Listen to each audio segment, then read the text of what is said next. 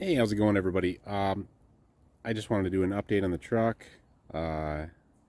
Maverick, I did one video before, my initial impressions after I think it was about 80 miles.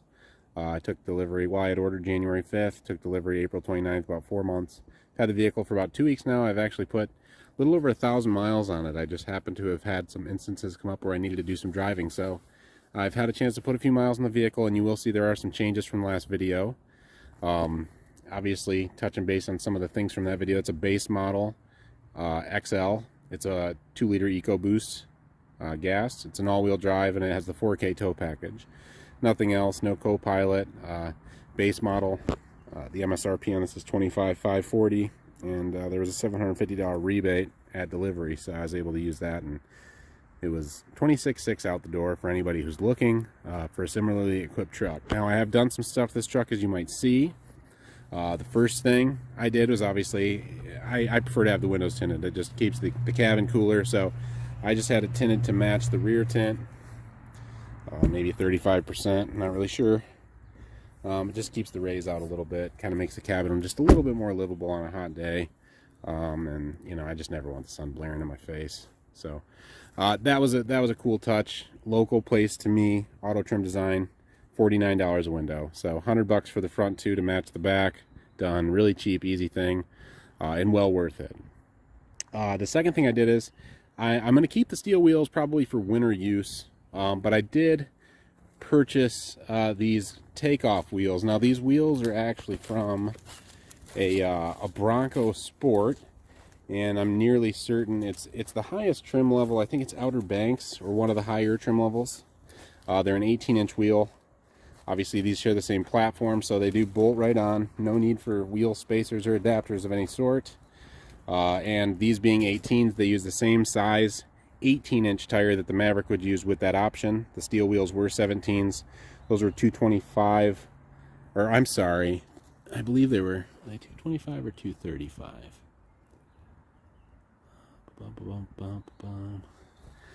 225, yeah, the originals were 225 65 17s. These are 225 60 18, so the same overall diameter. Speedometer is completely in check. So these Takeoff wheels, they're pretty readily available right now. I saw more sets than what I bought on eBay. These ones got Michelin Primacy tires. These tires alone are $220 each retail. The wheels are about $600 each from Ford, but you know, that's Ford pricing, whatever. New parts are expensive. But anyhow, I was able to get the set of 4 Takeoff wheels with tires for $650 plus $375 shipping, so right around $1,000 with tax. But I did need Tpms sensors, and I got those from Bell Tire, a universal one, they were about $65 each, so a little salty on those. About $260 for the sensors, and then I had Ford install the wheels. I used some Ford pass points. I think the labor was around $100 to switch the wheels and train the TPMS sensors and stuff like that, give or take. I don't really know, because I had Ford pass points from buying the vehicle, so I used those. And so that was kind of a cheap, easy mod. I mean, all in with the wheels, mounting, and tires, you know, you'd be looking around, if you paid what I paid, about $1,200–1,300. But you know, and you could go aftermarket, but I wanted something that looked OEM, and I think these kind of fit the bill, even though they're not a Maverick wheel. I think they look like they could be original equipment. They do still have the Bronco center cap, but I mean, you know, it's fine. Doesn't matter. It's a daily driver. And the third thing I've done so far, just kind of a low buck usability upgrade, was this trifold tonneau cover. I got it from a company online called Real Truck. Maybe they're popular, maybe they're not. I'm not really big into like the truck accessory scene, but the brand name is Gator, and these were really cheap. The regular price was $279, but this was actually on sale for $217 when I bought it. So kind of show you how it works. Came with a rubber seal that you install here, just a universal seal, just to keep you from pulling dust and debris. What you've got is you got latches in here. Just pull down, push them up in there. They latch right into this rail, as you can see, so that they don't fall down. And then you just fold it. It's pretty cool. gives a little bit more usability to the bed for semi-dry storage. There is seals on here, you know, I don't know how great they are. I wouldn't count on it being watertight, but I'd bet it keep 95% of the water out. And then you've got snaps here. You can snap this in place if you want to leave it like this for driving, so it's not flying around. You can also remove it really easily with a couple clamps underneath here. You just twist those off. There's a retaining strap or a safety strap here. You unhook those. You can pull it right off if you need the whole bed. Just gives it a little bit, just a little bit of usability and flexibility for the bed. Like I said, if we're going somewhere, we're going on a trip, and you know it's semi-fair weather, maybe some rain along the way, you know, I'll be testing this thing and I'll update you guys to see how dry it keeps it. Maybe I'll do a car wash test, but this should give me some storage for some suitcases and stuff. Not to say that we couldn't use the back seat, but, or let's say we impromptu buy a small piece of furniture, you know, that gives us somewhere to put it. Plus, you know, while it isn't impenetrable, you know, it's here. You do have the key lock on the bed, so if I lock this, you know, you don't have access. Could you cut this open with any knife? Absolutely, but you'd have to put a lot more effort into it than you would if it was just an exposed bed.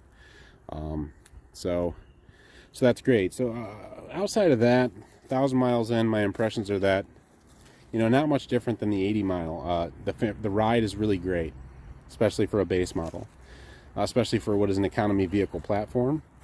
Ride quality is great, you know, coming from my Focus ST, that didn't ride great. My Fusion Sport, that rode pretty nice. My 2020 Ranger XLT was okay. This is definitely better than that. And then my last daily driver, a 2019 Kia Stinger GT1, this is most certainly far better than that.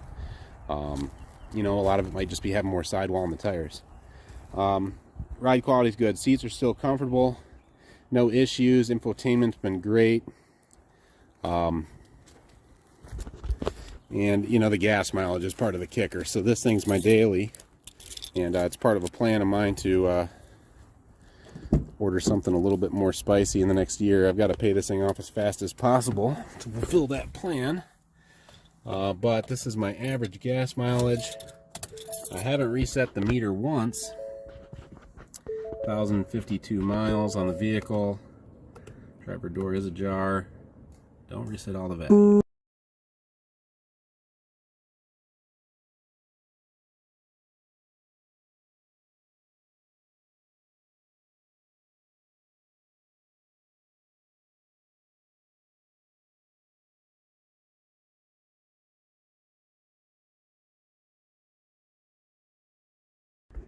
And the next thing I do, it'll probably be some subwoofers. So I'll give an update on that when that happens.